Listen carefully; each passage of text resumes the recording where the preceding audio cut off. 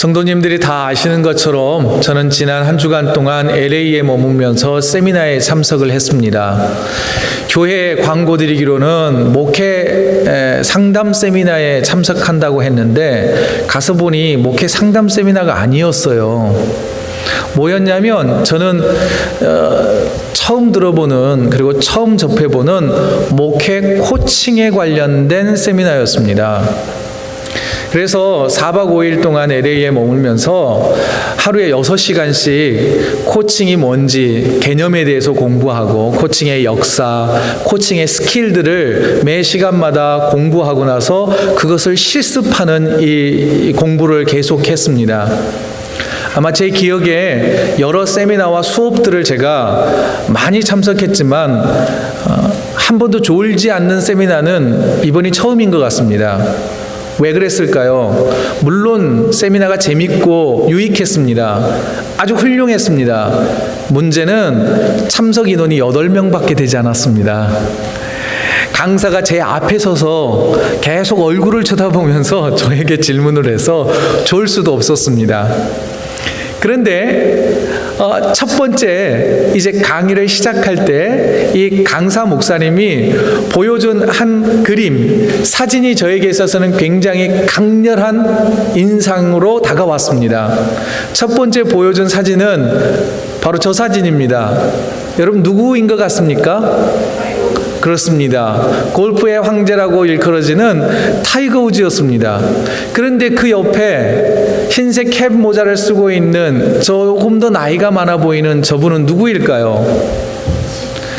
스윙 코치라 그럽니다. 물론 저분이 지금도 코치를 하고 있는지는 모르겠지만 저분이 반바지에 제가 아무리 저 그림을 좋게 보아도 오른손이 틀림없이 호주머니에 들어가 있지 않을까 생각을 해봅니다. 그리고 왼손으로는 골프채를 거꾸로 잡고 타이거 우즈의 스윙 폼을 교정해주는 저 모습이었습니다. 천하에 둘도 없는 골프의 황제라고 부르는 최고의 경지에 올라서 있는 저 타이거 우즈에게도 코치가 있었고 또 그가 아주 겸손하게 배우고 있는 저 모습을 통하여서 한 가지 생각했습니다. 아하, 그렇구나. 모든 그리스도인들도, 목사인 나도, 장로님들도, 권사님들도 20년, 30년 동안 평생을 신앙생활 해온 신앙의 경지에 오른다라고 스스로 생각하는 모든 그리스도인들도 배워야 하고 누군가의 도움이 필요하다라고 하는 것을 깨닫게 되었습니다. 그러면서 오늘 본문과 함께 묵상을 해보게 되었습니다. 오늘 본문을 보면 이렇게 되어 있습니다. 성령 하나님께서 우리를 가르쳐 주시는 분이요, 우리의 가까이에 계셔서 우리를 도와주시는 분이라고 소개하고 있기 때문입니다. 보혜사 성령님께서 우리를 가르쳐 주실 때에 우리는 거부하지 말고 주님의 가르침과, 제가 코칭에 대해서 배웠으니까 주님이 코치해 줄 때 라고 받아들일 때 우리의 신앙이 성장할 수 있고, 또한 우리는 성령 충만한 상태를 유지할 수 있게 된다는 것을 깨닫게 되었습니다. 만일 우리가 아니에요 목사님, 저는요 충분히 신앙생활 잘하고 있습니다. 제가요 얼마나 성경 공부를 많이 했는데요, 제가 전도도 얼마나 잘하는데요, 봉사도 꾸준히 하고 있어요. 그러면서 누군가의 도움과 가르침을 거부한다면, 특별히 성령님께서 우리를 가르치시려 할 때에 너는 내 도움이 필요하다 말씀할 때 그걸 거부한다면 우리는 성령 하나님과는 멀어지는 관계예요. 더 나아가 지난주 우리가 함께 묵상했던 것처럼 성령 충만한 사람이 아니다라고 하는 단적인 증거가 될 것입니다. 자, 그렇다면 우리는 성령 충만하기 위해서 어떤 자세가 먼저 필요할까요? 성령 하나님 가르쳐 주시옵소서. 저는 조금 더 성장하기를 원합니다.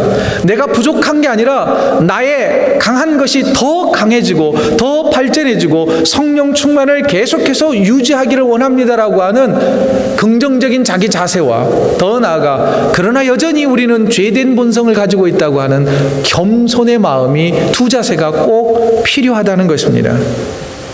자, 한 걸음 더 나아가서 우리는 성령 하나님을 우리가 한번 묵상해 보면 성령님은 어떤 분이신가요? 지난주에 우리가 보았던 것처럼 초대교회에 성령님이 임하실 때는 불의 혀와 같은 것, 그 모양으로 임하셨지요. 또 태풍이 부는 것처럼 큰 우레소리와 같이 바람소리와 같은 현상과 함께 성령님이 초대교회에 임하셨단 말입니다. 그래서 우리는 성령님의 생에 대해서 생각할 때에 굉장히 신비스러운 분, 뭔가 마술적인 어떤 큰 능력을 가지시는 분, 그런 분으로만 우리가 생각하려고 하는 착각에 빠질 때가 있다는 겁니다. 더 나아가 자꾸 지난주를 말씀을 드리지만 지난주에 제가 성령 하나님에 대해서 말씀드릴 때 성령 하나님은 기계적이지 않다 그랬습니다. 우리가 경험할 수 있는 성령 하나님은 매우 다양하신 분이라 그랬고 또 하나 인격적이다라고 말씀드렸습니다. 그렇습니다. 성령 하나님께서는요, 인격이십니다. 인격으로 우리에게 다가오셔서 우리들 곁에 계십니다. 그리고 우리에게 다가오셔서 우리를 가르쳐 주시고 때로는 위로하시고 격려하시는 분이 바로 성령 하나님이시라는 것이죠. 이 성령 하나님에 대해서 예수님께서 이 성령 하나님을 뭐라고 부르시고 있냐면 26절 첫 번째 하이라이트 되어 있는 그 부분 세 음절 있죠. 다 같이 읽어볼까요? 시작. 보혜사. 이 성령 하나님을 지칭할 때 보혜사라고 예수님께서 부르셨어요. 이 보혜사라고 하는 단어는 헬라어로 파라클레토스라고 그럽니다. 이걸 한국말로 번역해 보면 위로자, 돕는 자라고 하는 의미가 되죠. 자, 그러면 이 본문에서 나오는 이 보혜사라고 하는 이 성령님을 영어 단어로는 어떻게 표현하고 있는지 한번 볼까요? 첫 번째를 보면 이렇게 되어 있습니다. Comforter 또는 Helper, Counselor 또는 코치라고도 표현을 합니다. 물론 코치라고 하는 이 단어는 합당하지 않다라고 생각하시는 분들도 많이 있지만 제가 4박 5일 동안 코치에 대해서 배우고 왔으니까 저는 코치라는 표현도 상당 부분 맞겠다라고 해서 함께 적어 놓았습니다. 자, 그러면 보시죠. 예수님께서는 성령님을 보내셔서 성령님은 신비한 마술과 같은 분으로 그리고 또한 어떤 신비한 영역으로 나타나는 분이 아니라 모두 다 인격적인 분으로 오시는데 저 모든 영어 단어들을 보십시오. 컴포터, 이거는요 편안하게 해주시는 분이죠. 도와주시는 분이에요. 우리를 카운셀링 해주시는 분이라는 거예요. 우리의 강점을 더 강하게 하시는 코치라는 거예요. 저 용어는 모두 다 인격과 관련되어 있습니다. 사람의 행동과 관련되어 있다는 거예요. 성령 하나님은 멀리에 계시지 않습니다. 신비로운 존재가 아니라 우리들 곁에 계시다는 거예요. 우리들 곁에. 그러면서 인격으로 역사하시더라는 것입니다. 여기서 잠시 여러분 단어적인 설명을 한번 해보겠습니다. 성령 하나님은요, 우리를 위로하시고 격려하시는 카운셀러가 되십니다. 또한 어린아이들은요, 뭘 자주 물고 있나요? 깐난 아이들, 젖댔는데도 젖을 못 대는 아이들, 이 고무젖꼭지를 몰고 있잖아요. 영국 영어에서는 컴포트라고 하는 단어가 고무젖꼭지를 뜻한다고 그래요. 이처럼 성령 하나님은 우리에게 가장 안전한 엄마의 품을 느끼게 하시는 분이라는 거예요. 그런데 이제 우리 한국식 어떤 문법으로 한 단어를 다 분해를 해보면 comfort라고 하는 단어를 come이라고 하는 접두사로 떼어낼 수가 있습니다. come이라고 하는 접두사는 함께 있다, together라고 하는 의미를 가지고 있죠. 또 하나 port라고 하는 이 단어는 성곽, 요새, 달리 표현하자면 우리가 살고 있는 삶의 영역이라고도 표현해 볼 수 있습니다. 라고 하는 ER이라고 하는 표현은 한국 분들은 쉽게 이해하죠. 어떠어떠하는 사람 또는 어떠어떠한 물건, 이런 사물, 이런 것들을 표현할 때 ER을 씁니다. 그거는 사람이라는 표현이죠. 자, 그럼 이걸 다 분해를 해보았어요. 이걸 다시 이제 한꺼번에 해석을 붙여서 한 문장으로 표현해보자면 이거예요. 내 삶의 영역에 함께 거하시는 분, 내 삶의 영역에 함께 거하셔서 나를 더 강하게 하시고, 내가 힘들고 외롭고 지치고 절망할 때 내 곁에 오셔서 나를 위로해 주시는 카운셀러, 이게 바로 성령님이시라는 거예요. 여러분, 성령님은 멀리에 계시지 않습니다. 우리의 고통의 자리에, 우리의 기쁨의 자리에 신음하는 그 골방 가운데 성령 하나님께서는 내 곁에 계셔서 우리를 격려하시더라는 것입니다. 더 나아가 우리가 거하는 삶의 영역을 사단이 공격할 때에 그 영역을 든든히 지켜주시는 그 영적인 파워가 있는 분이 누구냐? 성령 하나님, 보혜사 성령님이시라는 것이죠. 자, 이처럼 성령님에 대해서는 모두 다 단어적 설명은 인격을 소유하신 분이라는 거예요. 자, 그렇다면 우리가 성령 하나님을 인격으로 만나야 하는 이유가 여기에 있습니다. 여러분, 성령 하나님을 인격적으로 만난다는 건 뭘까요? 인격이란 말은 사람의 영역, 사람의 성품을 가지고 있다는 거예요. 자, 보십시다. 한 사람이 있어요. 또 다른 사람이 있어요. 함께 교제하고 사귀기 위해서는 어떻게 해요? 만나야 되지 않습니까? 그런데 이 만남은 어떤 만남이에요? 지속적인 만남입니다. 서로의 감정을 나누고 삶을 나누는 그런 상태가 있을 때 사귄다라고 표현해요. 성령 하나님과도 이런 인격적인 사귐이 일어날 때 우리는 성령 충만한 성도요, 그리스도인이 될 수 있다는 것입니다. 그런데 많은 성도님들 가운데는 이런 인격적인 교제, 이걸 생각하지 아니하고 성령님이 오시면 가르치실 것이다라고 하는 이 가르침, 배우면, 공부하면 성령님을 경험할 수 있을 거라고 오해하시는 분들이 생각보다 많습니다. 그러나 여러분, 성령님은 배워서 이해할 수 있고 배운다고 안다고 교제할 수 있는 분이 아니에요. 우리의 마음을 다하여서 내 영혼을 하나님 앞에 내어놓으며 사귈 때에 성령 충만함을 경험할 수 있게 되는 것입니다. 또 하나, 여러분, 성령님과 사귄다는 것은 몸으로 움직여야 되는 겁니다. 배웠다 그래서 그것이 모두 다 내 것이 되는 거 아닙니다. 특별한 것은 뭐냐면요, 이런 표현이 있더라고요. 반드시 행동한 것만 변한다.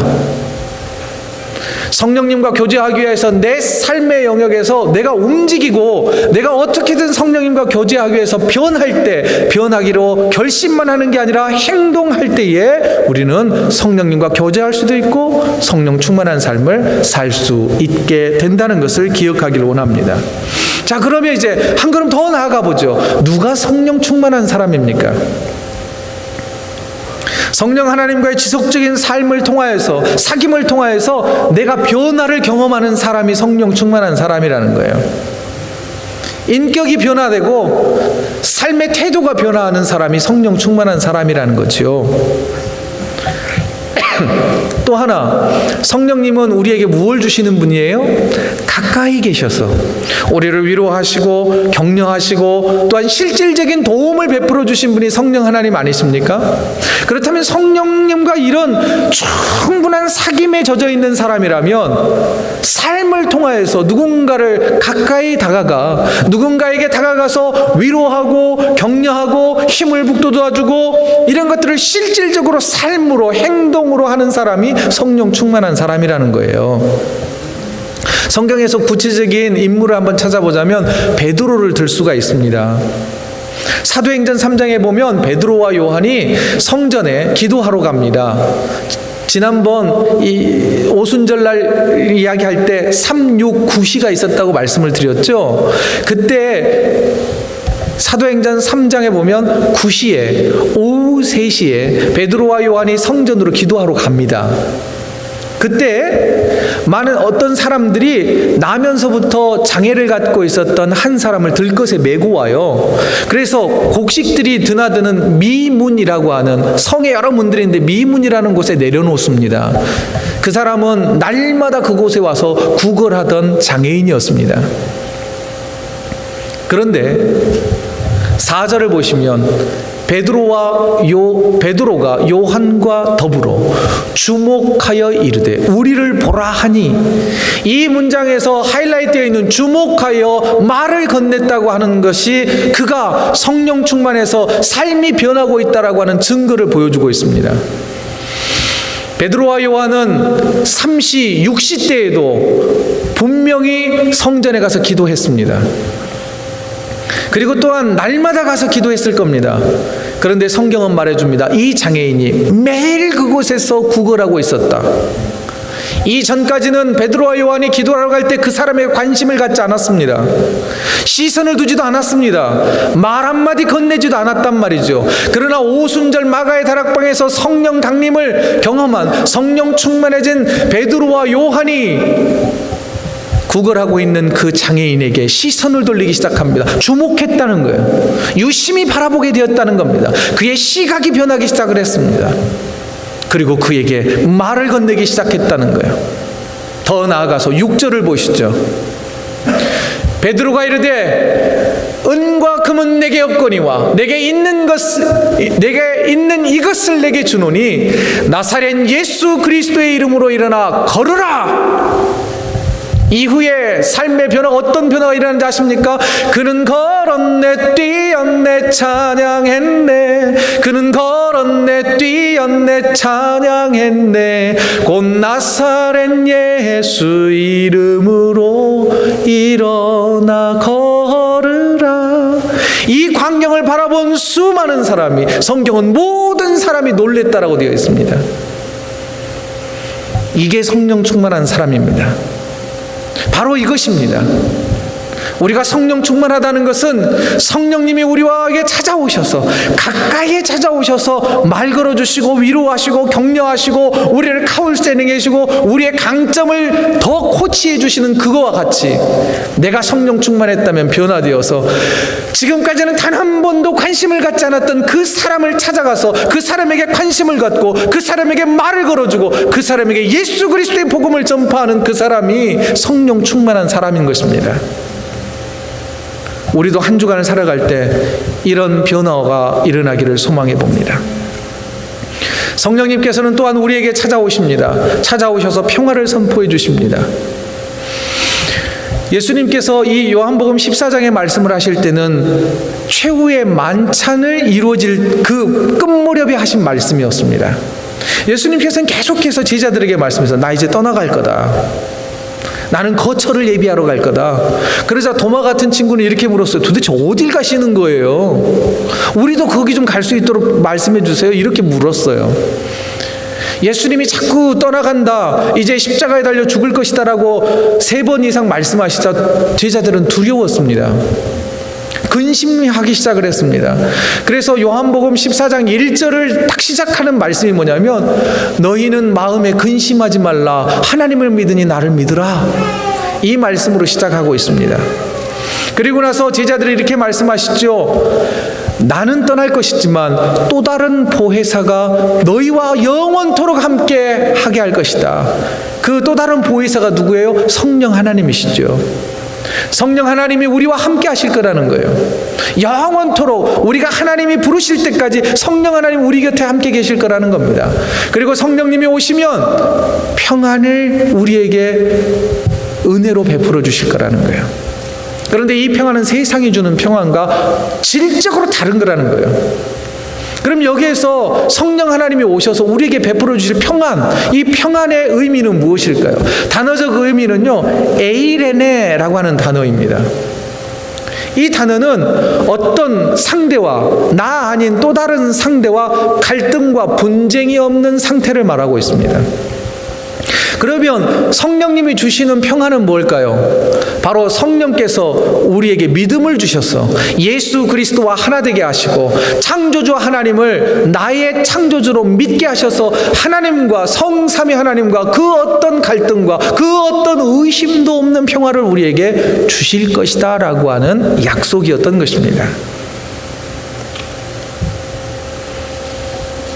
그리고 나서 드디어 이제 성령님께서 이 땅에 임재하셨고 성도들에게 하나님과의 관계를 통한 평안뿐만 아니라 공동체 위에 평안을 허락해 주셨습니다.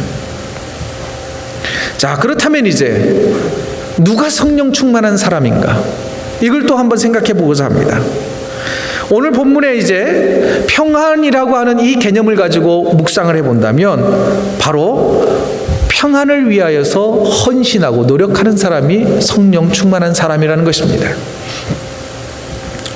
여러분, 우리 삶에 있어서 갈등 상황이 없는 경우가 있었습니까? 여러분들은 싸움 안 하시죠? 부부간이나 아니면 자녀들과 갈등이 전혀 없으시잖아요. 우리 집은 있습니다. 자주 있어요. 우라가 막 치밀 때도 있고요. 근데 쟤는 좀 맞아야 돼. 캐나다인 걸 고맙게 생각해야 되는 그런 상황도 벌어질 때가 있습니다. 교회는 어떨까요? 교회라고 갈등 상황이 없을까요? 분명히 있습니다. 우리는 간혹 이렇게 기도합니다. 하나님, 우리 교회가 초대교회 같은 교회가 되게 하여 주시옵소서. 아멘. 그렇게 되기를 저도 원합니다. 그러나 어느 지점의 초대교회냐가 더 중요해요. 오순절 성령 강림이 임했을 때 교회는요 굉장히 성숙한 교회였습니다.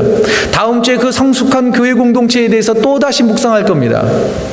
그런데 여러분, 초대교회 하면 오순절 성령 강림 사건이 있었던 마가의 다락방에 있었던 그 초대교회도 있고요, 예루살렘 교회도 있고요, 안디옥 교회도 있고요, 고린도 교회도 있습니다.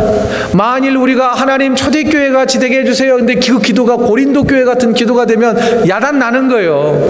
이게 보통 문제가 아니죠. 성도들끼리 고소 고발하지요, 뭐 성적인 문제 생기죠, 우상이 들끓지요, 서로 막 파당이 일어나서 막 싸움하죠. 우리 교회인가요? 아니지요. 모든 교회의 역사 가운데는 갈등이 있었습니다. 그러나 그 갈등을 어떻게 해결하고 극복하느냐가 믿음의 사람이냐 아니냐를 결정했던 것이죠. 자, 그렇다면 우리에게 필요한 것은 무엇일까요? 성령님 우리에게 은혜로운 마음을 주시고 지혜를 주시고 성령의 감동을 주셔서 그 갈등의 상황을 은혜를 통하여 주님이 주신 지혜로 잘 해결하게 하옵소서라고 기도해야 할 것입니다. 그리고 성령 하나님이 베풀어 주시는 그 평안을 기대해야 한다는 것이죠. 그리고 더 적극적으로 나아가자면 갈등 관계를 해소하기 위해서 노력해야 한다는 거예요. 피스메이커 미니스터리라고 하는 이 사역이 있는데요, 교회 갈등을 해결하는 기본 원리가 4가지가 있습니다. 4G인데요. 한번 볼까요? 우리의 갈등 상황이 있을 때 이거를 개인에게도 적용해 보면 참 좋을 것 같습니다. 첫째, 하나님을 영화롭게 하라. 과연 이 갈등이 하나님의 영광을 드러내느냐? 두 번째, 당신의 눈에서 들보를 빼라. 옆 사람 보세요. 옆 사람 눈에는 들보가 있지요, 내 눈에는 티끌이 있고. 아니요, 내 눈에 있는 들보를 빼내야 된다는 거예요. 나도 이 갈등 상황에 있을 때 한없이 문제가 많은 존재라는 것을 깨달으라는 것이죠. 이게 성경적 갈등 해결의 방법입니다. 세 번째, 온유하게 회복하라. 깔끔하게 해결하시는 분들 있죠. 갈등 상황이 생기면 안 보면 되지 이렇게 해결하시는 분들도 있을 수 있습니다. 그러나 그것은 바람직하지 않다는 거예요. 보세요. 젠틀하게 해결하랍니다. 마지막은요, 가서 화해하라. 저는 여기에서 4번째를 여러분들에게 제시하고자 합니다. 가서 화해를 먼저 요청하십시오. 갈등이 생겼을 때 내가 먼저 가서 내 감정을 이야기하고 미안하다고 화해하자고 손을 내미는 그 사람이 평안을 유지하고자 노력하는 성숙한 그리스도인이요, 성령 충만한 그리스도인이라고 하는 증거가 되는 것입니다. 사랑하는 성도 여러분, 우리는 모두 다 성령 하나님으로부터 배워야 하는 자들입니다. 도우심을 입어야 하는 자들입니다. 성령의 가르침에 대하여 귀 기울여야 하는 그런 사람이라고 하는 것을 인정하는 저와 여러분 되기를 원합니다. 또한 성령 하나님은 우리의 가까이 오셔서 우리의 삶을 도우시고 위로하시고 격려하십니다. 그 성령님과 가까이에서 우리가 사귀고 성령 충만하다면 우리도 이제는 누군가를 찾아가서 격려하고 위로할 때가 되었다는 것입니다. 그것이 바로 성령 충만한 증거가 되는 것입니다. 한 걸음 더 나아가서 평화를 위하여서 노력하십시오. 먼저 가서 화해를 요청하십시오.